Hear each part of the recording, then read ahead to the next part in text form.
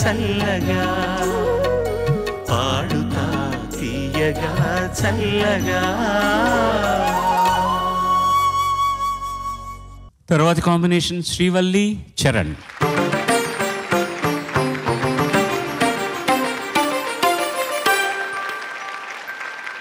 రచన నారాయణ రెడ్డి గారు, సంగీతం చక్రవర్తి గారు, గానం రామకృష్ణ సుశీలమ్మలు. ఇదాలోకం సినిమా నుంచి నీ మనసు నా మనసు ఏకం.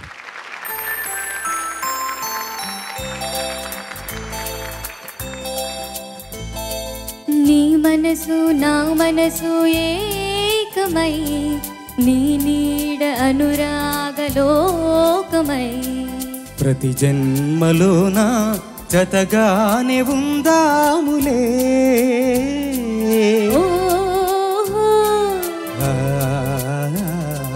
నీ మనసు నా మనసు ఏకమై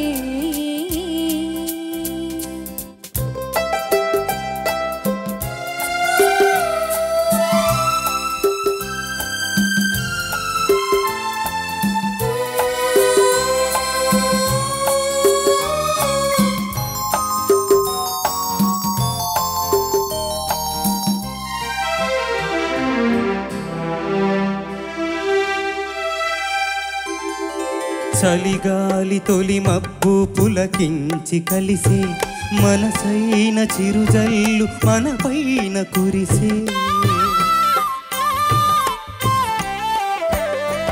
దూరాన గగనాల తీరాలు మెరిసే మదిలోన శతకోటి ఉదయాలు విరిసే.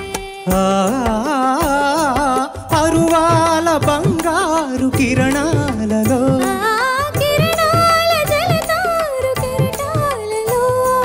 నీవే నీవే ఉందాములే.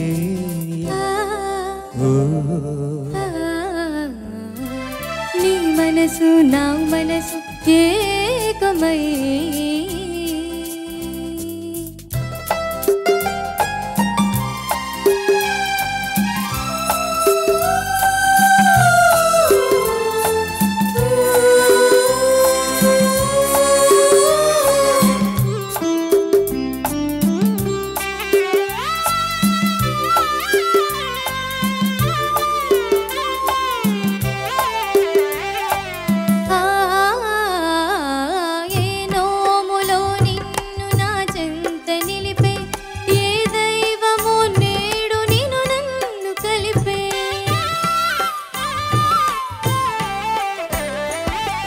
పొందులో ప్రేమ నిధులెన్నో దొరికే నీతోనే నా పంచ ప్రాణాలు పలికే.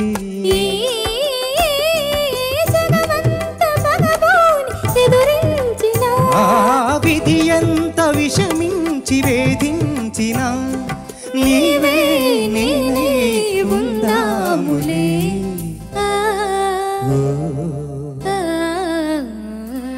నీ మనసు నా మనసు ఏకమై నీ నీడ అనురాగలోకమై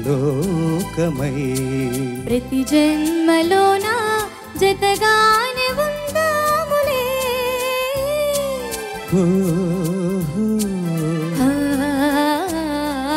నీ మనసు నా మనసు ఏకమై.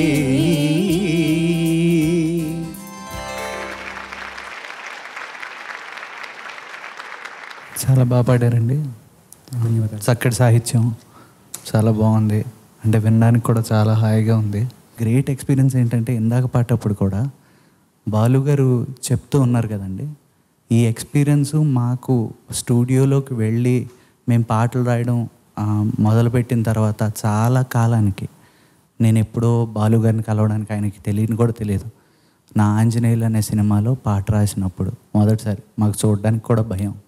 అమ్మ ఆయన ఏమంటారు, తప్పులు ఏమన్నా ఉంటాయేమో, ఛందస్సు కరెక్ట్గా ఉందో లేదో, ఇలా ప్రతి చిన్నదానికి మేము వెళ్ళి పనిచేసిన తర్వాత దాదాపు ఒక 50-60 పాటలు రాసిన తర్వాత చూడడానికి కూడా ఆయన నిజంగా మీ అందరికీ ఇక్కడికి వచ్చి ఆయన అనుభవాలు చెప్తూ ఇవన్నీ నేర్పిస్తున్నారు కదా. ఇదే లెర్నింగ్ కర్వ్. ఇక్కడ గెలవడం ఓడిపోవడం పక్కకు పెట్టేస్తే అండి, ద మూమెంట్స్ యూ చెరిష్. ఎందుకంటే మీరందరూ కలిసి ఒక 1-2 months ట్రావెల్ చేస్తారు కదండి, ఇది చాలా ఇంపార్టెంట్. ఈ అన్ని మెమరీస్ రేపు లైఫ్లో మీరు ఎంత పెద్ద సింగర్ అయినా మీకు గుర్తుండడానికి, మనం నేర్చుకోవడానికి, వెనక్కి తీసుకువెళ్ళడానికి చాలా అనుభవాలు ఉంటాయి. అవన్నీ ఇవి. సో దానికి మీరు అందరూ హ్యాపీగా ఉండాలి.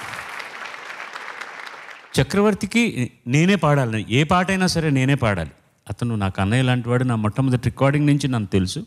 అది చాలా గొప్ప అనుబంధం మా ఇద్దరిది. సినిమాలో ఆయన మ్యూజిక్ డైరెక్టర్, నేను పాటలు పాడానని కాదు, అది కాకుండా కూడా వైయక్తికంగా మా ఇద్దరి మధ్య చాలా గొప్ప అనుబంధం ఉండేది.